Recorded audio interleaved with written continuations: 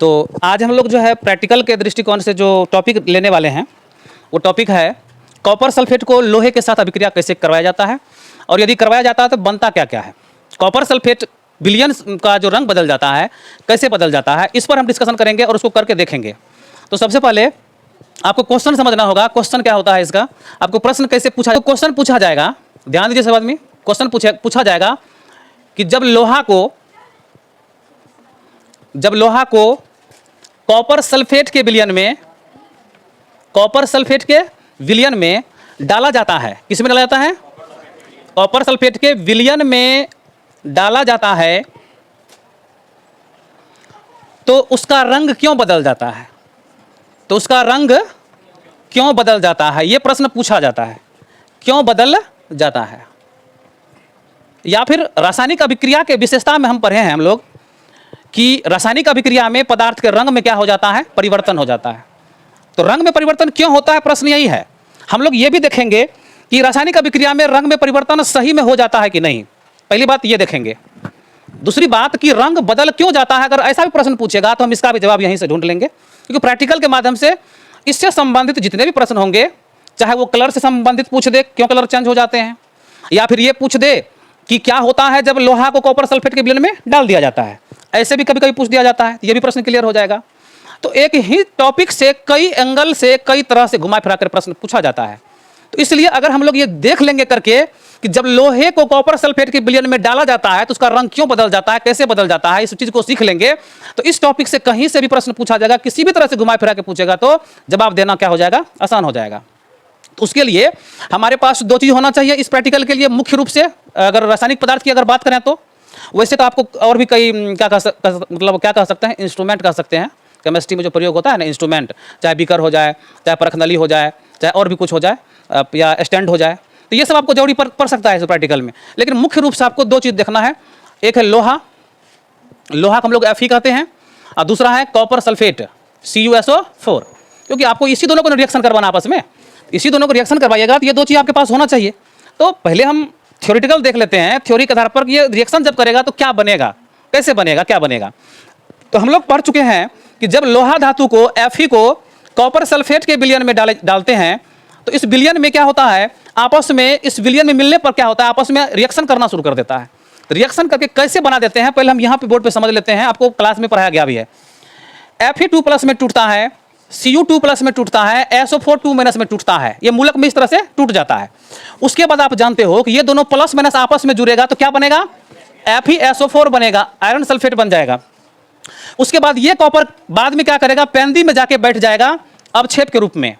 और कलर की अगर बात करें, लोहा का रंग कैसा होता है बताइए, लोहा का रंग श्वेत होता है, कॉपर सल्फेट का रंग कैसा होता है, नीला होता है, और आयरन सल्फेट का रंग होता है हरा, और इसका होता है पीला।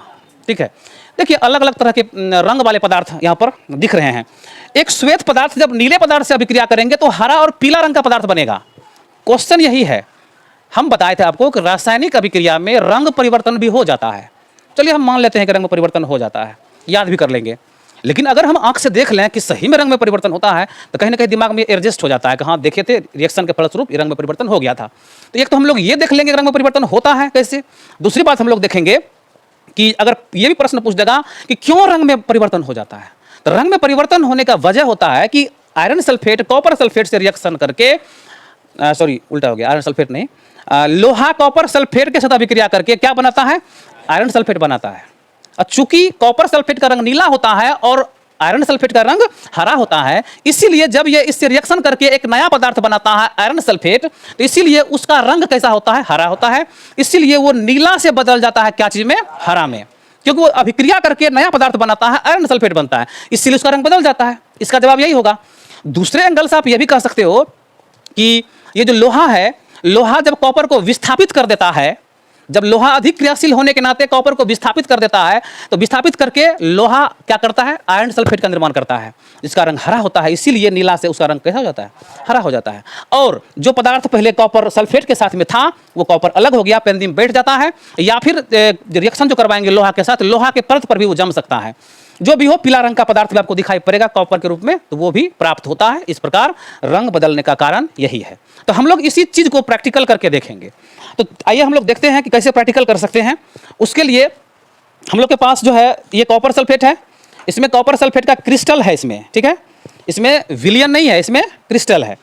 तो क्रिस्टल के रूप में जब कॉपर सल्फेट होता है तो कैसा होता है, इसको आप लोग देख लो। तो ये देखो, ये कॉपर सल्फेट का क्या है, क्रिस्टल है।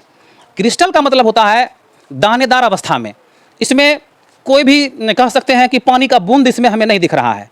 जबकि हम लोग पढ़े हैं नीलाथोथा जैसे सूत्र जब लिखा रहे थे उस समय हम लिखाए थे कि उसमें 5H2O होता है इनटू के रूप में। 5H2 होता है ना, CuSO4 × 5H2O। क्या इसमें एक भी जल दिख रहा है, एक अणु भी जल कहीं से दिख रहा है?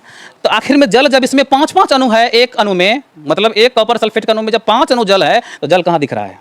जल इसलिए नहीं दिख रहा है कि क्रिस्टल के रूप में है, दाना के रूप में है, इसीलिए उसको कहा जाता है क्रिस्टलन का जल। क्या कहा जाता है? क्रिस्टलन का जल। तो क्रिस्टलन के जल के रूप में इसमें कॉपर है, जल है, इसलिए दिखाई नहीं पड़ रहा है। तो हम इसका क्या करेंगे, सॉल्यूशन प्राप्त करेंगे, घोल प्राप्त करेंगे। तो घोल प्राप्त करने के लिए आपके पास होना चाहिए खर और मुसली। क्या होना चाहिए?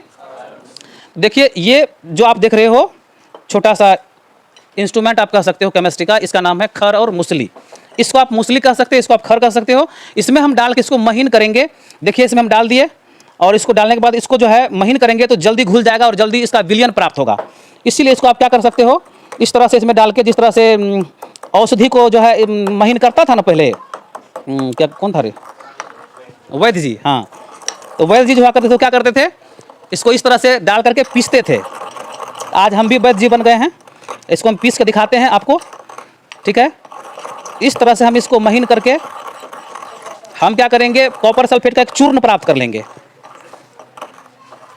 कॉपर सल्फेट का क्या प्राप्त करेंगे, ठीक है। ये देखो, ये कॉपर सल्फेट का चूर्ण प्राप्त हो गया, ठीक है। ये नीला रंग का है, कॉपर सल्फेट का चूर्ण है। अब इस कॉपर सल्फेट के चूर्ण को हम बीकर में डालेंगे। ये देखिए बीकर है, इस बीकर में हम कॉपर सल्फेट के चूर्ण को डालेंगे। वहाँ चम्मच लाओ, हाँ वो, हाँ। तो कॉपर सल्फेट के विलयन बनाने के लिए हम क्या किए, अभी आपने क्या देखा, अभी देखा क्रिस्टल के रूप में था, उसको हमने खर और मुसली की सहायता से हमने इसको महीन कर दिया है। और महीन करने के बाद हम इसको इस बीकर में डाल रहे हैं, ठीक है। इसको जब बीकर में डालेंगे तो फिर इसमें क्या मिलाएंगे बताइए, हमें इसका सॉल्यूशन प्राप्त करना है ना। इसमें क्या मिलाइएगा, जल मिलाइएगा। तो चलिए हम इसमें जल मिलाते हैं। तो इसमें जल इस तरह से आप अनुमान से ही, ऐसा नहीं माप करके ही मिलाना है, बस जितना हमको आवश्यकता है ना उतना ही इसमें डाले हैं जल। ये आप इस तरह से डाल सकते हो जल को, और इसको इस तरह से आप मिला सकते हो। जब ये पूरी तरह से घुल जाए, जब ये अच्छी तरह से घुल जाता है तो रिएक्शन में किसी तरह का बाधा नहीं होता है। घुलेगा नहीं सही प्रकार से तो रिएक्शन होने में थोड़ा सा बाधा उत्पन्न हो सकता है या स्लो हो सकता है, इतना स्लो कि आपको दिखे भी नहीं, ये भी हो सकता है। वैसे रिएक्शन करते समय आपको दिखाई नहीं पड़ेगा, वो स्लो रिएक्शन होते रहेगा, आधा घंटा लगता है कम से कम इसको रिएक्शन होके वो बनाने में। आपको हम कलर का परीक्षण करवा दिखा देंगे, समझ में आ जाएगा कैसे रिएक्शन हुआ। बाकी ये देखिए कॉपर सल्फेट का क्या प्राप्त हो गया बताइए, घोल प्राप्त हुआ, अर्थात विलयन प्राप्त हुआ। अब हम इस कॉपर सल्फेट के विलयन को इस परखनली में डाल देते हैं। कॉपर सल्फेट के इस विलयन को परखनली में इस तरह से हम डाल सकते हैं, ठीक है। तो कॉपर सल्फेट का रंग देखिए कैसा है, इसमें कैसा रंग है, इसमें नीला है। और ये देखो लगभग दोनों का कलर सेम है, लग रहा है ना, थोड़ा सा अलग लग रहा है ना। तो हम ऐसा करते हैं कि हम दूसरे परखनली में भी इसको रख लेते हैं, क्योंकि हमको जो है ना अभी जो बनाए हैं उसमें कलर सेम ना दिखे, डिफेक्ट ना नहीं दिखना चाहिए, क्योंकि हम कलर चेंज करते हुए दिखाएंगे ना तो थोड़ा कलर अभी से ही चेंज दिखेगा, तुमको लगेगा कि पहले से चेंज था तो फिर चेंज क्या हुआ, ये नहीं होना चाहिए। इसलिए हम दो परखनली में इसको डाल दिए। तो अब तो लग रहा है ना दोनों सेम, अब तो तुम्हारे सामने में हम दोनों डाले हुए हैं, अब तो सेम है। अब जो है इसमें से किसी एक में हम लोहा को डाल देंगे और वो रिएक्शन होना शुरू हो जाएगा। तो चलिए हम इसको बंद कर देते हैं। ये दोनों का कलर मैच करवाने के लिए इसको हम रखे हुए हैं। अभी तो फिलहाल दोनों कलर सेम है, कलर चेंज होगा तो आप देखो ये क्या है, ये लोहा का कील है, और ये लोहा कील किस कलर का दिख रहा है देखने में? देखने में कैसा लग रहा है? श्वेत। वैसे वैसे लोहा का कलर कैसा होता है रियल में? लोहा का कलर उजला होता है। लोहा का कलर कैसा होता है?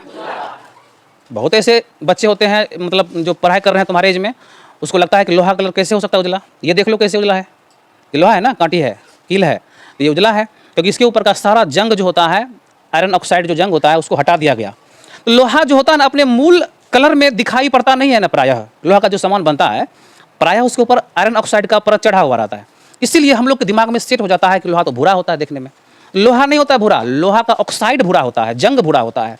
और यदि जंग को हटा दिया जाए तो लोहा का असली कलर कैसा दिखाई पड़ेगा? उजला दिखाई पड़ेगा। तो ये लोहे के कील को हम इसमें डालने वाले हैं, इसको हम कुछ देर तक छोड़ देने वाले हैं। तो यदि इसमें डबल कील रहेगा तो थोड़ा सा कलर परिवर्तन ज़्यादा होगा। एक और कील देखो तो है वो, तो देखो ये 2 कील है जिसको कि हम, इसके ऊपर का जो जंग था उसको हम हटा दिए हैं, और इस जंग रहित जो कील है इसको हम इसमें जब डालेंगे तो क्या होगा? यही रिएक्शन होगा। आयरन जो है कॉपर सल्फेट से रिएक्शन करके आयरन सल्फेट और कॉपर बनाएगा। तो उसी चीज़ का हम परीक्षण करेंगे। तो इसको हम इसमें डाल देते हैं और हम इसको लगभग आधे घंटे तक छोड़ देंगे। इसको हम डाल दिए हैं। अब आपको ऐसा प्रतीत नहीं हो पाएगा कि रिएक्शन हो रहा है कि नहीं हो रहा है, क्योंकि स्लो रिएक्शन होता है, पता नहीं चलता है, ठीक है ना, स्लो होता है। तो आप इसको इस तरह से रख दो, यानी हम ही रख दिए इस तरह से रख दिए इसको। अब ये आधा घंटा तक या 15 मिनट तक कम से कम 15 मिनट तक उसको छोड़ना पड़ेगा।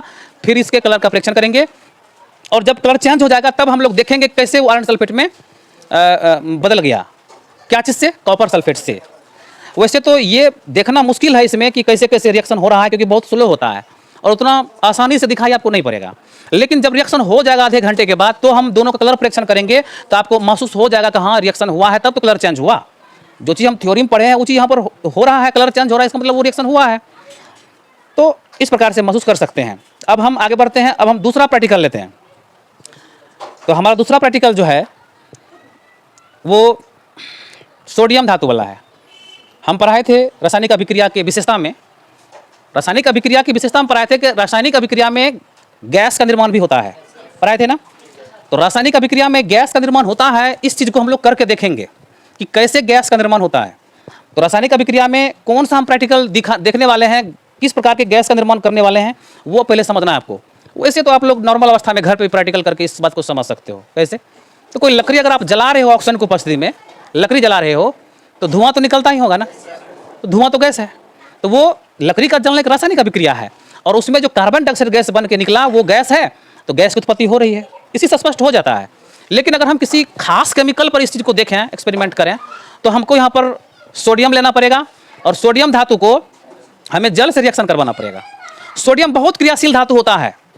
कोई कोई बुक तो सोडियम को सबसे अधिक क्रियाशील धातु मान लेता है, लेकिन ऐसा है नहीं। सोडियम पोटेशियम से कम क्रियाशील धातु होता है। लेकिन पोटेशियम धातु और सोडियम धातु में क्रियाशीलता में कोई ज़्यादा अंतर नहीं होता है। इसलिए आप जानते होंगे कि जब लोहा को पानी के संपर्क में रखते हैं, लोहा को, तो वो लोहा जल से रिएक्शन करके जंग बनाता है। लेकिन ये धीमी प्रोसेस है, 2-4 दिन लग जाता है। अरे कम से कम 2-4 दिन तो जंग लगने में लगेगा ही ना। तो वो भी रासायनिक अभिक्रिया है जल से, लेकिन उसमें भी गैस बनता है, उसमें भी हाइड्रोजन गैस बनता है, लेकिन उसको हम परीक्षण नहीं कर पाएंगे, बहुत धीमी होता है। अब हम 4 दिन तक लोहा को हवा में छोड़ करके रख के बैठल रहे तो भी पता नहीं चलेगा कन्या से गैस निकल रहा है। लेकिन सोडियम धातु ऐसा धातु है जो बहुत तेज से, मतलब बहुत तेजी से रिएक्शन करता है, फास्ट रिएक्शन करता है, हाइड्रोजन गैस निकल रहा है, ये बात आपको महसूस भी हो जाएगा। इसीलिए हम वो समीकरण को, मतलब वो अभिक्रिया को हम लोग करके देखने का प्रयास करेंगे। तो सोडियम धातु को हम क्या करेंगे, जब जल में डालेंगे तो क्या होता है या क्या होगा, पहले हम ये थ्योरी के माध्यम से सीख लेते हैं, जान लेते हैं। तो देखिए, जैसे ही आप इसको सोडियम धातु को जल में डालोगे, ये Na+ में टूट जाएगा, ये H+ में टूट जाएगा, ये OH2- में टूट जाएगा।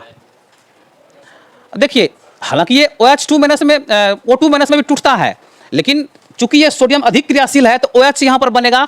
ऑक्सीजन में तब टूटता है जब मध्यम क्रियाशील धातु से रिएक्शन करता है, लेकिन ये अधिक क्रियाशील धातु है ना, इसीलिए ये O2- में नहीं टूट करके ये OH- में टूटता है, क्योंकि इसे बनाना होता है सोडियम हाइड्रोक्साइड। मतलब कि जो अधिक क्रियाशील होता है ना, वो जल से रिएक्शन करके हाइड्रोक्साइड बनाता है, हाइड्रोजन गैस बनाता है। लेकिन मध्यम क्रियाशील धातु अगर होता तो वो धातु का ऑक्साइड बनाता, फिर भी हाइड्रोजन गैस बनाता। जैसे कि लोहा जब रिएक्शन करता है पानी के साथ, तो वहाँ पर ऑक्साइड बनाता है, हाइड्रोक्साइड नहीं बनाता है, हाइड्रोजन हाइड्रोजन गैस वहाँ भी बनता है। तो यहाँ पर क्रियाशीलता का बात है, इसीलिए हमको इस तरह से तोड़ के दिखाना पड़ रहा है। तो ये सोडियम क्या करेगा, OH माइनस से आपस में जुड़ करके बनाएगा कौन सी, NaOH। क्या बनाएगा, और ये H प्लस जो है H2 बन के उड़ जाएगा। तो इस समीकरण से तो स्पष्ट हो गया कि यहाँ पर क्या हो गया है, स्पष्ट कि यहाँ पर हाइड्रोजन गैस बन रहा है। लेकिन यहाँ पर समीकरण से स्पष्ट हो गया कि हाइड्रोजन गैस बन गया, लेकिन हमको यहाँ पर इसी चीज़ का प्रैक्टिकल करके देखना है, हाइड्रोजन गैस बनता है कि नहीं। देखिए ये प्रैक्टिकल थोड़ा सा खतरनाक होता है। खतरनाक मतलब क्या कि हाइड्रोजन गैस जब बनता है ना, तो वो जब भी जलता है तो ब्लास्ट करता है। तो और ब्लास्ट करवाना थोड़ा सा अजीब लगता है कि ब्लास्ट करवाएंगे, कहीं किसी के मुंह में पड़ गया, कुछ हानि हो गया तो समस्या है। तो हम फिर भी छोटा सा ब्लास्ट हम करेंगे, क्योंकि पता कैसे चलेगा हाइड्रोजन गैस बन रहा है। जब तक कि छोटा सा भी ब्लास्ट नहीं होगा तब तक पता ही नहीं चलेगा कि हाइड्रोजन गैस बन रहा है कि नहीं बन रहा है, और तुमको महसूस भी नहीं होगा।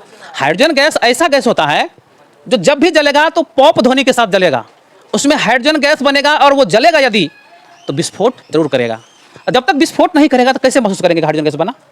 तो इसलिए छोटा सा विस्फोट आपको देखने को मिल सकता है इसमें, इसलिए सभी बच्चे अलर्ट रहेंगे, अपना मुंह सब बचाएंगे, ठीक है।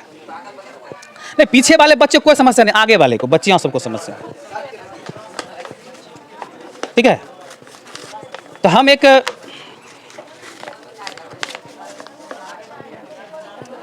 देखिए ये देहाती जुगाड़ वाला बीकर है, इसलिए कि देखिए असली बीकर में करवाएंगे तो हमको लगता है कि बीकर को फोड़ देगा तो समस्या है, बीकर सस्ता तो आता नहीं, इसलिए ये देसी जुगाड़ हम किए हैं। अगर ये फूट भी गया तो समस्या नहीं है, इसीलिए हम इसमें पानी डाल देंगे।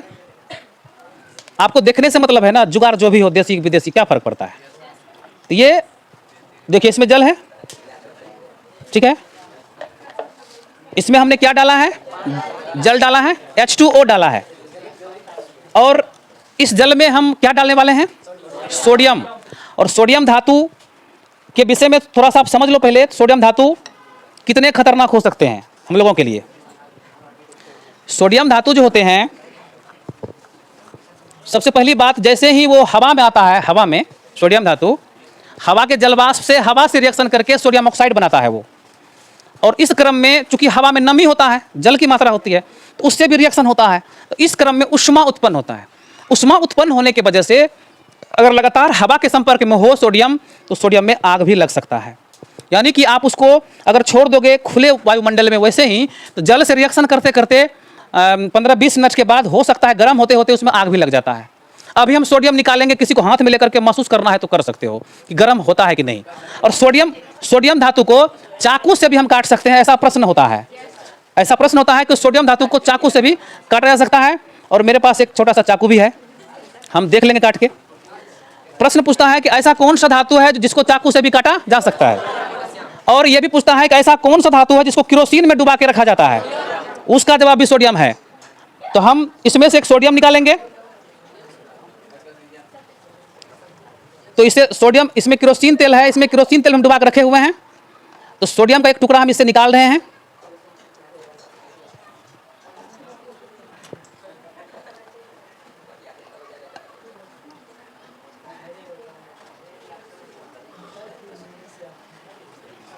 तो ये है सोडियम धातु, ठीक है।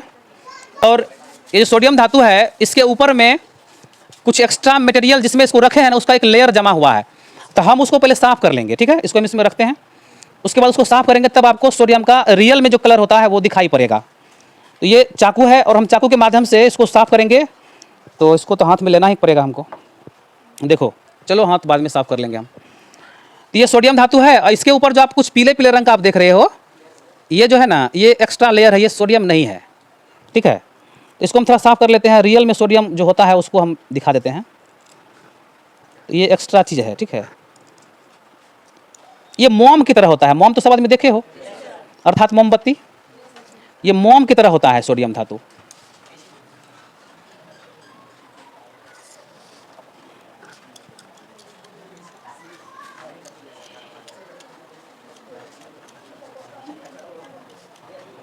तो ऐसा नहीं है कि हम इसको पानी में धो सकते हैं, हम इतना जो मेहनत कर रहे हैं इसको साफ करने में, ऐसा नहीं है कि इसको हम क्या कर सकते हैं, पानी से धो लेंगे साफ हो जाएगा, आगे लग जाएगा तब, ठीक है। पानी से रिएक्शन करता है बहुत जोरदार तरीके से। तो ये देखो, ये सोडियम का रियल कलर है, इसको हम चाकू से थोड़ा काटते हैं, ये देखो सोडियम है, मोम की तरह होता है, इसको हम ऐसे काट सकते हैं, देखो कट गया ना। इसीलिए कहा जाता है कि सोडियम धातु को चाकू से भी काटा जा सकता है। तो ये इधर से कलर जो सोडियम का असली कलर इधर से दिख रहा होगा, देखो चमक रहा होगा। चमक है इसमें क्या? बिल्कुल हल्का चमक है, दूर से तुम लोग को दिखाई नहीं पड़ता होगा, लेकिन यही है सोडियम धातु। और सोडियम धातु उजला रंग का होता है, ये भी स्पष्ट हो रहा है। हल्का पीला भी दिख रहा है, लेकिन इसको उजला ही कहा जाए, पीला इसको नहीं कहा जाए। तो ये सोडियम धातु है, और ये हमारे हाथ में जितना देर तक रहेगा ये उतना ही गर्म होते जाएगा। अभी तक ये गर्म तो नहीं हुआ है, क्योंकि इसके ऊपर जो लेयर है, एक्स्ट्रा लेयर, वो अभी भी जमा हुआ है। इसलिए स्वतंत्र जब तक ये नहीं होगा तब तक रिएक्शन होगा नहीं। तो ये धीरे धीरे गर्म भी होने लगता है, ठीक है। एक कागज दो तो उधर से, कागज से साफ करते हैं। ये कागज जो दिए हो ना, इसमें आग लग जाएगा बाद में। अगर इसमें सोडियम कुछ मात्रा रह गया तो कागज जल भी सकता है।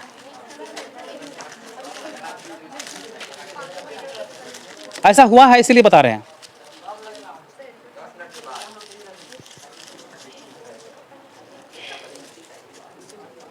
ये गर्म हो रहा है हल्का, जब ये जो पोंछ रहे हैं, ये जो इसमें जो केमिकल है, ये हल्का हल्का जो है लग रहा है गर्म हो रहा है, ठीक है। पंखा ऑफ करो।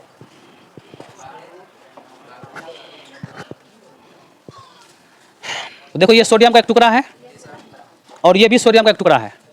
तो सबसे पहले हम इस सोडियम के टुकड़े को इसमें डालेंगे और देखेंगे कि रिएक्शन होता है कि नहीं, कैसे होता है। तुम देखोगे कि ये तैरेगा, जल पर तैरेगा। ये जल के अंदर नहीं जाएगा, जल के ऊपर तैरना शुरू करेगा, रिएक्शन करेगा, हाइड्रोजन गैस बनाएगा और तुरंत विस्फोट नहीं कर जाएगा। ऐसा नहीं कि तुम लोग डर जाना, कुछ नहीं।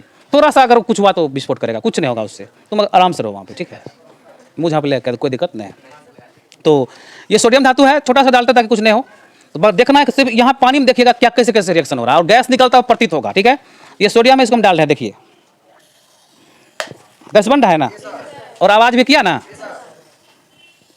उसमें से देखना उष्मा बीच बीच में निकलेगा, बीच बीच में, क्योंकि उष्मा छेपी रिएक्शन होता है ना, उष्मा भी उत्पन्न होता है, गोल गोल बन के घूम रहा होगा। तो ये जल से रिएक्शन करके सोडियम हाइड्रोक्साइड बना रहा है, और साथ ही देखो हाइड्रोजन गैस निकाल रहा है ना, गैस निकलता दिख रहा है ना। तो चलिए अब हम इसको भी डाल देते हैं। थोड़ा सा और डाल दिए, अब और गैस बनने लगा, आग भी लगा, देखे।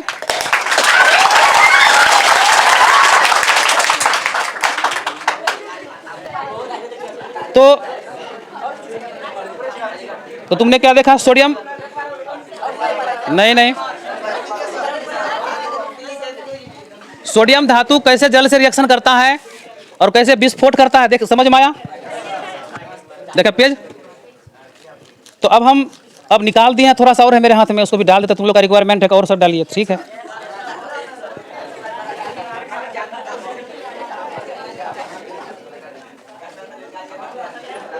मात्र सोडियम धातु को जल में डालना है, रिएक्शन करेगा, सोडियम हाइड्रोक्साइड बनेगा और हाइड्रोजन गैस जो बनता है ना, उष्मा जो उत्पन्न हो जाता है ना, उस उष्मा की प्राप्ति करके हाइड्रोजन गैस जलता है तो ब्लास्ट कर जाता है। अगर इसमें उष्मा उत्पन्न नहीं होता तो ब्लास्ट नहीं करता। उष्मा उत्पन्न होता है, इसीलिए उसी उष्मा की प्राप्ति करके हाइड्रोजन गैस जलता है, इसीलिए ब्लास्ट करता है। तो इससे स्पष्ट यह भी होता है कि उष्मा छेपी रासायनिक अभिक्रिया है। ये कौन अभिक्रिया है? तो चलो इसको हम इसमें डाल के इसको हम बंद करेंगे। इस बार थोड़ा और हट जाना पीछे, क्योंकि कागज को उड़ाएगा। हाइड्रोजन गैस बंद हो रहा है उसमें।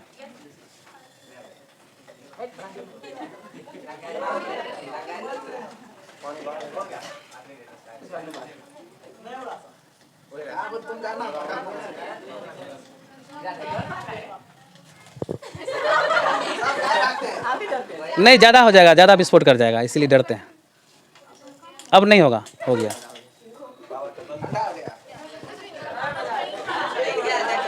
पिछला बार ज्यादा था, इस बार कम दिए थे, इसीलिए नहीं हुआ। अब देखो इसमें क्या बना। इससे पहले इसमें क्या था? इससे पहले इसमें क्या था? अब क्या हो गया? हाइड्रोजन गैस तो जल के उड़ गया। हाइड्रोजन गैस बना और कुछ हाइड्रोजन गैस देखा इसमें जल भी रहा था, तो वो तो खत्म हो गया। लेकिन ये जो सोडियम हाइड्रोक्साइड है, ये तो गैस नहीं है, ये घुल गया जल में, और इसमें देखो जल का कलर चेंज हो चुका है, उजला हो चुका है। अब ये सोडियम हाइड्रोक्साइड है। अगर हम इस सोडियम हाइड्रोक्साइड का चेक करें, हाँ ये फट गया, ठीक है ना। तो जानबूझ के हम इसको ऑर्डिनरी डाले थे, जानबूझ के, ताकि फट भी जाए तो कोई समस्या नहीं है। तो सोडियम हाइड्रोक्साइड बना है, क्षारक है, इसका हम जांच भी कर सकते हैं। कैसे क्षारक है? क्योंकि जब हम आपको नीला लिटमस पत्र, लाल लिटमस पत्र पढ़ाएंगे तो उस समय हम इस चीज़ को दोहराएंगे फिर से। उस समय सोडियम हाइड्रोक्साइड इसी प्रकार से बनाएंगे और हम उस समय लिटमस पत्र पे डाल के चेक करेंगे कि ये क्षारक है कि नहीं है। क्योंकि देखिए प्रैक्टिकल का एक प्लानिंग होता है, कौन कौन प्रैक्टिकल कराएंगे, कैसे कराएंगे। एक ही दिन में सब कुछ नहीं हो सकता है। वैसे भी हम लोग के पास 1 साल समय है, धीरे धीरे हम लोग कुछ कुछ करते रहेंगे ऐसे ही। तो ये सोडियम हाइड्रोक्साइड बना हुआ है और अब हम जो पिछला प्रैक्टिकल जो हम करके छोड़े हुए थे 10-15 मिनट हम लोग का बीत चुका है। क्या ऐसा लगता है 10 या 15 मिनट बीत चुका है? अब हम क्या करेंगे, पीछे जो हम लोग रिएक्शन करा के छोड़े हुए थे पेजलन, अरे तुम लोग को पेजो निकाल के नहीं रखने होता है।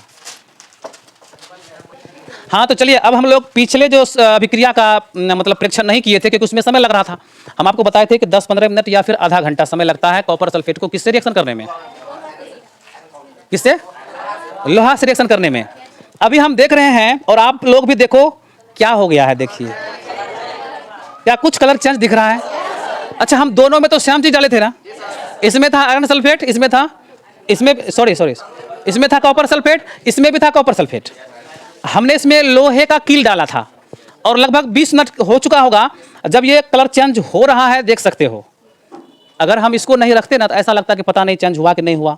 इसीलिए हम इसको रखे हैं, दोनों में क्या करने के लिए, तुलना करने के लिए। तो कलर चेंज हुआ है, लेकिन और भी कलर चेंज दिखाई पड़ेगा तुमको, लेकिन इसको हम क्या करते हैं, निकाल के देखते हैं पहले। तो इसमें क्या है, इसमें हम क्या डाले थे, लोहा डाले थे। लोहा का क्या डाले थे, कील डाले थे। हम लोहे के कील को हम निकाल के आपको दिखाते हैं, लेकिन उससे पहले हम ऐसा करते हैं कि इसका जो केमिकल है इसमें जो बना है इसको इसमें डाल देते हैं। देखो ये बीकर खाली है ना, अब इसमें इसको डाल देते हैं। अब इसमें जो कील है, हम कील को एक बार देख लेते हैं कैसा है कील। ये देखो, ये जो लोहे का कील है पहले कैसा था देखने में, इसके ऊपर में कॉपर धातु का परत चढ़ गया है। रिएक्शन के फलस्वरूप हल्का पीला दिख रहा है क्या, देखो तो। अब तुम लोग दूर में हो दिखाई नहीं पड़े, हम तो नजदीक में है दिखाई पड़ रहा है। इसको देखो, थोड़ा सा पीला पीला दिख रहा है। तो वही कॉपर का जो है ना लेप इस पे चढ़ गया है, कॉपर धातु का अवक्षेप उस पे जमा हो गया है। तो उस कॉपर को आप लोग ऐसे करके साफ करके अलग भी कर सकते हो। इस तरह से कॉपर धातु को अलग भी कर सकते हो, लेकिन वो थोड़ा देर ही रिएक्शन हुआ ना, तो इसलिए कम ही बना है। लेकिन इस तरह से कॉपर धातु को अवक्षेप के रूप में प्राप्त कर सकते हो इसको साफ करके। बाकी कलर चेंज हो गया, उसका हम परीक्षण कर लेते हैं। कलर चेंज हुआ तो कितना कलर चेंज हुआ। यही वो केमिकल है ना जो बना है, और इसको हम इसमें डाल देते हैं फिर से, तब कलर का परीक्षण करेंगे। देखिए अब ये दोनों देखो एकदम चेंज हो गया, ये हरा हो चुका है। ये क्यों ऐसा हुआ, इसका जवाब चाहिए आप लोग से। क्यों हुआ ऐसा? जवाब होगा कि लोहा कॉपर सल्फेट से अभिक्रिया कर आयरन सल्फेट का निर्माण किया है, इसीलिए इसका कलर क्या हो गया, चेंज हो गया। ठीक है, जब प्रश्न पूछे आपको कि जब लोहे के कील को कॉपर सल्फेट के विलयन में डाला जाता है तो उसका रंग क्यों बदल जाता है, इसका जवाब क्या होगा कि चूंकि लोहे का कील कॉपर सल्फेट से अभिक्रिया करके आयरन सल्फेट का निर्माण करता है जो हरे रंग के होता है, इसीलिए विलयन का रंग बदल जाता है। क्योंकि वो कॉपर सल्फेट तो रहा ही नहीं, वो बन गया आयरन सल्फेट, इसीलिए विलयन का रंग चेंज हो जाता है। इसका जवाब यही होगा। तो इस प्रकार से हमारा ये प्रैक्टिकल क्या हो जाता है, कंप्लीट होता है। हमने आज 2 चीज देखा, एक तो लोहा का कॉपर सल्फेट से रिएक्शन, दूसरा जल का सोडियम के साथ रिएक्शन। जल को जब हमने सोडियम में डाला तो क्या बना, हाइड्रोजन गैस बना, सोडियम हाइड्रोक्साइड बना। और हाइड्रोजन गैस बना पता कैसे चला, क्योंकि वो जलते समय विस्फोट किया, उसी से पता चला कि हाइड्रोजन गैस बना। इस प्रकार से हम आज 2 प्रैक्टिकल किए हैं। अब हम इससे अधिक नहीं कर पाएंगे। ठीक है, अगले दिन हम लोग फिर से कोई प्रैक्टिकल का प्लानिंग बनाएंगे, तब हम आपको बताएंगे कि किस प्रकार से और भी रिएक्शन होते हैं। तो आज हम लोग 2 चीज़ सीखे हैं, इस चीज़ को बढ़िया से ध्यान में रखिएगा। ठीक है।